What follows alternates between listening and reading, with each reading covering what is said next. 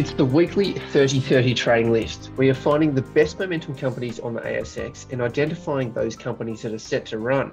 We're joined with Gary Glover from Novus Capital, who has selected his favourite charts from this week's list. Good morning, Gary. How are you? I'm good, Chris. Yourself? I'm surprised to see the market moving as it is. It's gyrating a lot. We're going to see a lot of V bottoms in this list and look for some interesting trades. So keen to see what you thought of the momentum. How'd you go?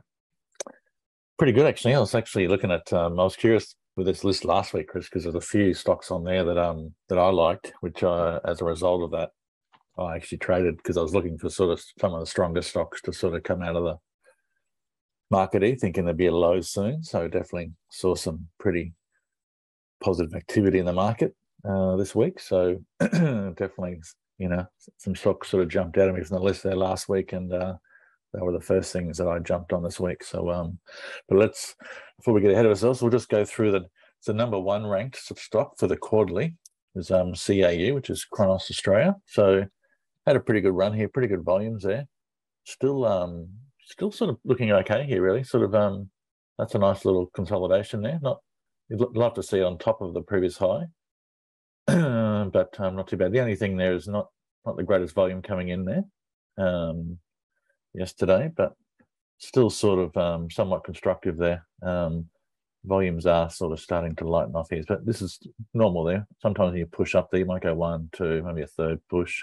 The volume might lighten off as you sort of go in there. So still looks constructive. This one's pretty interesting. It's got Cogstate there. Don't know about this sort of sector there, but definitely had a nice little jump, little consolidation, and jumped again. The volume on the follow through here hasn't really, I wouldn't say that's equally impressive there, but pretty light there. So it makes it a little suspect for me. Quite surprised to see Paradigm actually on the list there. It's a big jump there for it. Big move there. Yeah, it's obviously sort of some news out there. That's repurposed sort of drug there, which is sort of probably lower risk in that biotech space, but definitely biotech has been one of those sectors which has been outperforming here. I know a lot of US guys are looking at biotechs as well, so they're sort of showing a lot of relative strength there across a lot of the different markets there. So definitely one to keep an eye on there with that sort of strong volume there. Other ones on the list there, amazing here. Whitehaven. So obviously my call that we might have a top in place is incorrect. I thought this is basically 13 weeks here. So sort of something McLaren sort of always advised, basically look out for this 13 week here. The only thing which might happen here, Chris, is pretty interesting, is that sort of this has probably been the low here for the 13 weeks. So instead of this being a high, this is actually maybe the day later here. That's roughly sort of 90 days onto that low, and then it's gone again. So that's actually somewhat positive, of the fact that it's gone to a new high here. The only thing is, I noticed that this is like 4 ascending trend lines, so it's getting very late stage. So if you look at the weekly, that is just obscene, really. So that's like 1, 2, 3. This is 4th accelerating trend line. So I think I've only seen something like this once before, Chris, in my 20 years in the markets there. So, and what these things do is, because they haven't actually, most trends don't go past the 4th ascending trend line. That's sort of almost unheard of. But I have seen it once before there. I think it was in 07 there. It might have been the sort of commodities. What you're looking for now is a denomination of this cycle here. So I don't think this runs for another 90 days, another 3 months. But what the dates you've got to look at that at, rate, 3 months, it'll be taking over the market. yeah. But how these things normally end, they normally end with a denomination of this cycle. So they might end up with like a third or a half of that cycle. So you just got to probably keep an eye on sort of around that 24th to 26th of October. That'd be 30 days. And the other one is 45 days, which is often So I don't think this can push past 45 days from that low. the 26th of September. So that probably takes it out to the end of October. So it might be around the last date of October or the first day of November, something around that then. So I don't think it'll push past that. So well, clearly my view is this was pretty vulnerable up here. Had a nice little pullback there, but that's it. Just continue to go on here. Still be pretty cautious of this. I mean, this is an incredible move. So so just keep an eye on that there. But normally I don't think this will push past 45 days from here. That's sort of pushing up into unknown territory. Other stocks there that I saw was DVP was one that I sort of saw. Nice little VCP in here, Chris. I didn't actually see how we sort of come off the low here. Some pretty good volume in there. Pulled back, pretty light volume, and then some volumes come in again. And then we had a nice little pullback here. Saw a bit of volume come in here, but maybe that's just accumulation volume as well. And we pushed up here. I mean, this would have been a trigger for me if I'd seen it. The B wave breakout. Yeah, just going past that little high there. So this is pretty constructive there. That's in the mineral resource space too. So obviously, pretty bullish segment of the market too. But so that is a good signal there. I just there's plenty going on last week here, so just did not see that one there. Notice the Temple and Webster still on the list there. I thought last time I was sort of running this sort of drive up here was running out of puff. I think last time we sort of spoke about this here. Edged off here, not too much volume in there. More sort of flattening out here. Not too much volume coming in as well here. So I think this is going to go through a bit of a consolidation stage. I think you just sort of, that's a wait and see there, I think, at the moment. I wouldn't be sort of chasing that. I think you want to see that sort of consolidate in a bit of a sideways pattern. JRV was sort of one that sort of popped out there. Pretty light volumes across the board, pretty hard to trade. What have we got there? PRN, Parenti. Just having a bit of a pause here. This is sort of obviously a pretty strong move up into the high. Bit exhaustive when you sort of see those big wide ranges into the high there, so it can be sort of cool it there. But seeing light volume here, so probably just probably want to see this consolidate here again. So again, sometimes you need a correction in time, just a little pause in the trend. Yeah, so this is again a bit like Temple Webster, probably just one to sort of keep an eye on. TIA's had a nice little pop there, but bit hard to trade these sort of small ones. Nothing sort of obvious in there. MLX, Metals X has had a nice little move. Just had a pretty strong downtrend there. Definitely lots of volume going on down here, so lots of activity. So starting to see a bit of a move here. Probably a little small for me, but definitely one to sort of keep an eye on coming out of that pattern.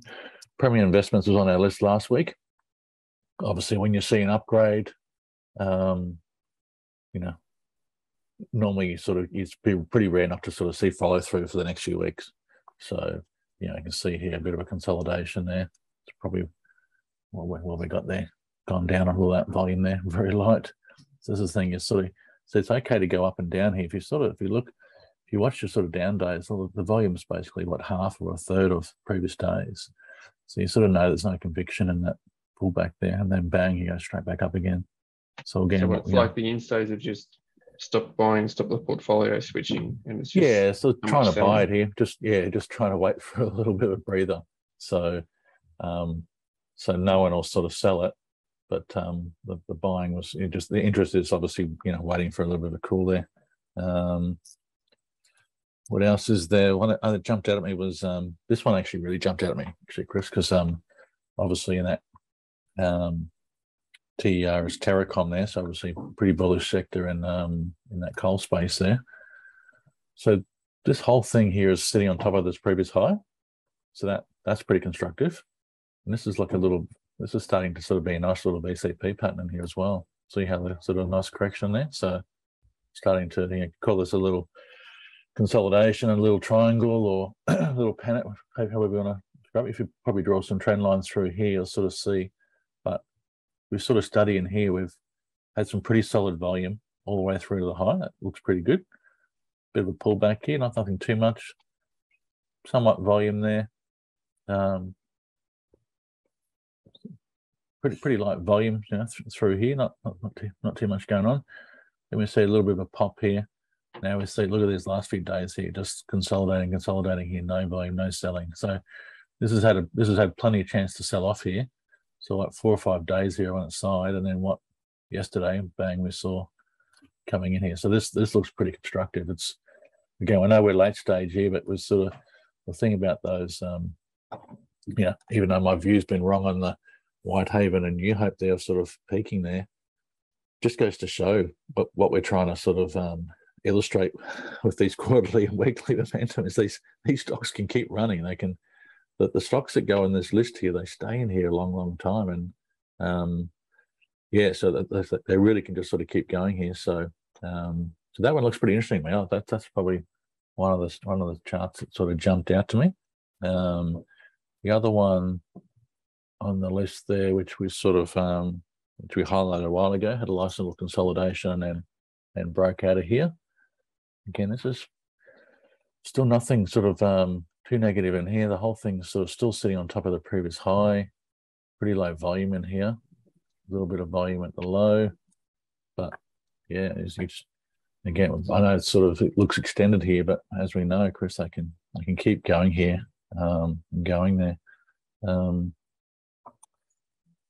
What else we got in there? Oh, sorry, I missed one there, Chris. Actually, Tyro, which was number 8, which was on our list last week. I think we talked about this. See how that, you know, all this in here has all gone sort of sideways and consolidated. Yeah, super tight. Yeah. So I actually, when we had a bit of a low come in the market, had that bounce there. This is the first stock I bought, actually. I just, you know, looking at sort of stocks that had relative performance. So I actually added some here, I think around 127 or 129 or something like that. Just thought this looked pretty positive there. Some people said we missed the takeover, so I did notice that they had an update which is positive, and there's obviously a bit of a, you know, potential corporate action over here, but there's plenty of corporate action potentials over lots of things at the moment. So it's not going to negate you from trading it if it's under takeover bid. Well, there's no bid on it yet. There's just basically there's talk of a bid. You know, there's plenty. I mean, I've traded. I mean, look at Ramsay Healthcare. That was bid at 88. Currently we're at 60. You know, so lots of things that are under corporate you know, eyes here. But yeah, so this all we're looking at here is basically relative performance, price action. You know, look at some of the fundamentals, of course, but I wouldn't rely on that. I just want to, you know, I think actually this has sort of gone up on, you know, this is just being, there's been no selling in this here, so no one sort of sold this off here. So look, maybe there's hope of corporate bid there. I also think that the update's been pretty positive as well. Not a sector I quite like, but the numbers coming through for Tyro are pretty impressive. So if you're wanting to buy growth, and that's my view, is that I think some of the growth stocks that have been beaten down are actually going to pop up here. Yeah, but that looks pretty constructive there. I'm pretty happy long here. I'll just keep edging my stop up here. Maybe follow the 20-day moving average or something like that, and just let that go and see what happens there. Another one on the list there, which I thought looked pretty good actually, and we spoke about this last week. We spoke about a couple of stocks. We talked about 360 and Megaport, how they're holding up really well. Basically, it's sort of, you know, this is pretty impulsive, some pretty good volume in there. Obviously, this was after an upgrade. This is what happens after, you know, when you get an upgrade there, you generally continue on another week or two at the very minimum. Then we've had a bit of a consolidation there. Again, not too much volume in here. Saw some okay volume on the rise again, and then pretty light volume all the way down here. Saw some okay volume in there, consolidation there. So again, we've got this pullback here, bit of a rally, pullback, you know, shorter, rallied up here again. Nice little pullback here. Look at the no selling there in those 2 days there. See, so I saw this actually and thought, well, that's a nice little VCP. So I So like the market's in a lot of volatility, a lot of movement around. yeah. So this is in the face. This is in the face of big selling, and this stock is holding up really well. So this stock was actually showing massive relative strength, and this is the thing we look for. So to me, this was sort of an obvious one. I actually I cheated a little bit here, Chris. Normally, I like to sort of see a break of the like a little swing high. So I like to see a little break above that, bit of confirmation. But I did sort of add some in here on this day, just a little starting position, a bit of a cheat. I did add another little parcel there, and then once I got the confirmation there, then I went to maximum size. So basically, my sort of rules are around. I personally sort of go up to around 20%. So I do get, heavily invested if I think, this looks pretty good here. So I think this looks pretty strong here. Some pretty good volume there. Might have been concerned it might have been a little bit distribution because we sort of, but we saw some good volume there yesterday and still sort of hold up here. So probably the big thing for here is if we can crack 899, the stock should be off to the races. So might be, this is my first signal. This will be the sort of second signal. So maybe I'm a little heavy, a little early here, but I just like the fact that this stock has held up so well, pretty strong here on the back of an upgrade too. So it just sort of gives me some confidence about the stock. But I think, if you want to be long growth here, I think this looks pretty good. Even 360, we talked about 360. It's not on the list here. It was on the list last week. We were looking for it just to come back and consolidate in that channel. Let's look at that. The volume's no real selling in here. So it's not really, and the buying stepped up a gear. We're still sort of consolidating here. So again, we're sort of, I think we spoke about it maybe coming back to this sort of shoulder here, like this little fold back technique. So I think that looks sort of constructive as well. A few other ones on the list. Northern Star, which is I think is really interesting here. The fact that we got Northern Star and De Grey have hit our sort of quarterly momentum there, which is pretty amazing because gold stock's been pretty weak here until the last probably 6 or 7 days here. So we really only got up, what's that, 1, 2, 3, 4, 5, 6, 7 days up here, and we've already hit the quarterly momentum on a 7-day rise. So pretty, look at that volume there. It's actually pretty healthy. De Grey as well. So there was some, okay volume in some of these gold stocks there. Pretty interesting that gold stocks came up on our weekly list as well, Chris. So that was the last stock on the quarterly. I won't go to the weekly one, but if we look at some of those golds there, Gold Road came in at number 21. Again, pretty strong volume in here. I think Sandfire was in there. Again, some pretty decent volume. I think Capricorn was number 1. I don't know if Capricorn's gold as well, but I think it is. Some okay volume there. Regis Resources, all that good volume through there as well. So, and Silver Lake was on the list as well. So there's just a ton of gold stocks in our weekly launchpad. So all that nice strong volume here. So this is the first time sort of for a while here we've seen some really decent buying, some good solid volume in some of these gold stocks here. So what's that tell you about trading and positioning and getting set up? Like, does that move it up on your watch list? It does, yeah. So definitely puts it on my list for sure. It's like some of those, so some of those stocks have had some pretty good volume here. So I'll probably wait for some little consolidation there. Probably want to see pullback, volume dry up, some sort of flag or consolidation pattern, and then by the break even. That's a really interesting sign there. And it's funny, that sort of coincides with on the weekly report there we covered, I think it was this week or last week there, the US dollar, how that sort of had that exhaustive sort of top there. And you saw most of those other currencies have just got crucified and almost been buried, like the pound and stuff. They're really, they've capitulated into lows. So we got sort of, potentially you've got a change in trend in the US dollar. And that's sort of, like a lot of people who follow gold there will tell you that the gold's been going, has almost been the inverse of the US dollar here for the last 12 months.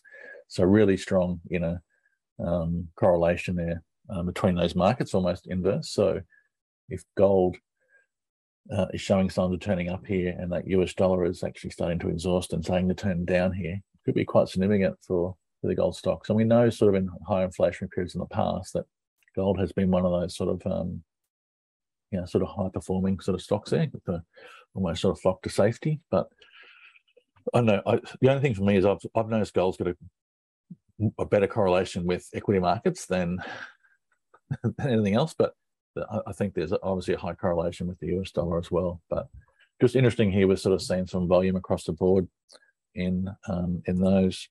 Number 2 on the list was LEL. Had a bit of a pop there, probably a little small there, hard to sort of trade there. Number 6, Mesoblast. So, yeah, this sort of stocks. But it's just sort of interesting here now. So look, still trending down, so that's still sort of sitting below the previous swing high there. But this is sort of consolidating maybe in a VCP type manner there. Volumes are still pretty tempered there. So, but yeah, I'd keep an eye on this one actually. It's been in the doldrums for a long time. With a weekly chart would be pretty ugly trend, like that, pretty nasty. So now it's 550 under $1. Yeah, but definitely don't dismiss the stock here. It's stem cells, sort of that biotech space is definitely showing some relative strength across the board here. Definitely one of the strongest sectors in the US sort of stocks. So follow a few momentum guys in States, and biotech is sort of often, or they're sort of one of their preferred sort of sectors at the moment. So good happening in that space. Metals X was number 5. Again, maybe a little too small for me. Had a bit of a pop, but probably sort of small volume. Gee, there was a lot of gold stocks in the list. I was just trying to navigate around those now. There's not much left. There was Sezzle was on the list, which is I wouldn't touch here. But again, this has sort of had a bit of a pop of good volume, really consolidated back here. Starting to see a little bit of volume there. You want to sort of see it break out here. It's probably not going to get my money, but it's not the worst looking chart here. It's a nice little consolidation there after a bit of a pop here. So they often can sort of go on after that. I think that's about it on the list there. What did we? I think we covered TIE. Triple L was on the list there, just more of a bounce back after a bit of a nasty low. That's really it actually. But yeah, just interesting.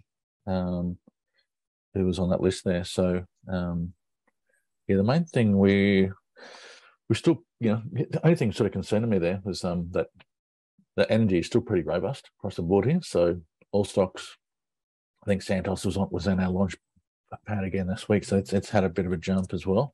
We just want to see some of these energy stocks cool off here, because that's not good for inflationary pressures longer term. Yeah. So, some central banks are being aggressive here because they understand that, you really need to sort of, although you might be taking some short-term pain with higher interest rates, you're really trying to get in front of inflation, which is, that's the long-term killer there. I don't understand the RBA. I really don't. I sort of, to me, it's sort of economics 101. I know we've all got mortgages and stuff there, but if you don't get in front of inflation here, then you could potentially have 3 to 8 years of high inflation, and that does no one no good, Chris. That's the bigger concern. We really want to rule that out. So if we have a high inflationary period, then it's going to hurt everyone for a long time, and that's going to probably hurt the people who need the most amount of help, probably the hardest. So we don't want that. It's just not good backwards. That just means you can still get big moves in equity markets, but you get big moves up and then big moves back down again. Big moves up, big back. If we can get inflation under control here, then equities can go back to sort of normal bull markets there. Yeah, so that's the only thing there. Hey, just thought I'd do something different actually today, Chris. I thought I'd have a quick look at the like the midterm years and the 60-year cycle, things like that. I don't know if you've been up minus just spending 2 minutes there. Let's go. I'll just show you some quick charts here. So at the moment here, this is a midterm year that we're in. So we talked about basically sort of being, every 4 year sort of cycle, also the 10-year cycle, like a lot of deep lows come in this sort of the end of the sort of second year, usually around that sort of either that June, July, or the October. They're the sort of two key windows for a low for equity markets in what we call a midterm year, and also these the second year of the decade. That's usually often where bear markets find lows. So you can see here that this is 82. You can see there basically sort of we had a May high, and then we had an August low, and then pull back into October and then accelerate. But look how, one thing you notice about these years, look how aggressive they come out of the lows. Okay, so that's sort of 82. That's explosive. It's huge. That's explosive. That very much so. So if we look at trying to find there we go. This is 02.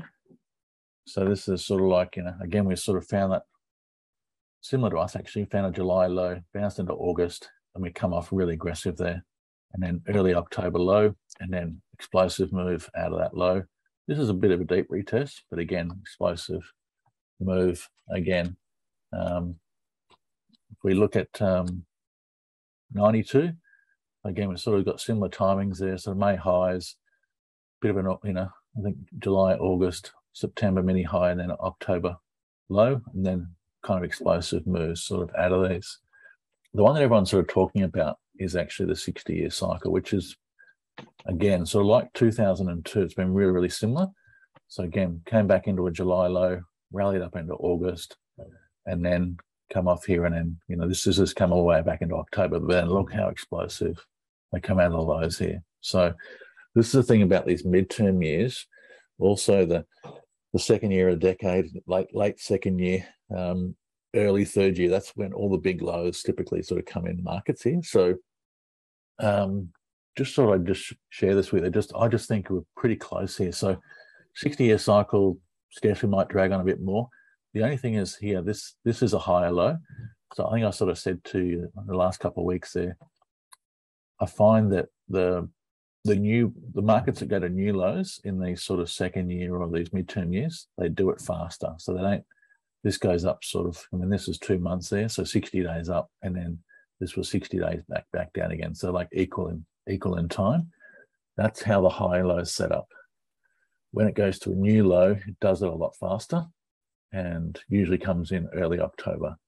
That's the sort of normal sort of setup here. So we've gone to a new low, but 60-year cycle has this has been a pretty good rhythm for us. And again, very similar to March high, just a lot of similarities of 60-year cycle and the 02 cycle as well. So just on that 60-year cycle, we've had the early October low sort of retesting, depending on which indices you're looking at. And then we're rallying quite possibly to mid-October, just like that chart you've got there, 16th to the 10th. And then that market, that 60-year cycle, ended up finding the low 24th of October and then went for that decent rally. So it's possible that we rally for the next week, then have a severe pullback again, and then quickly turn the corner and go on an absolute tear. Well, I don't know if we're going to, because the thing about this is normally, sometimes these can be in the first few days of October.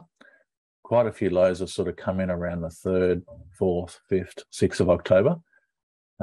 Occasionally they run out to the 10th or the 20th, or around the sort of 20th there.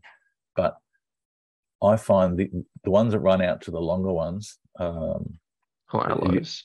Well, higher lows, and it's just not aggressive selling. The ones that sort of like 2000 have come off hard here, they come in faster. They don't go to 60 days. They basically, yeah.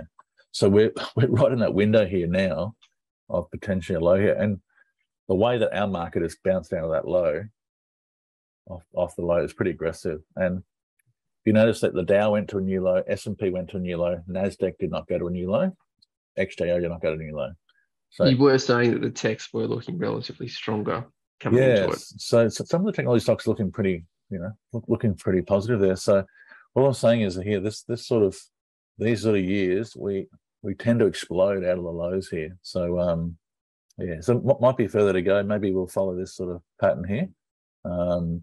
But I don't think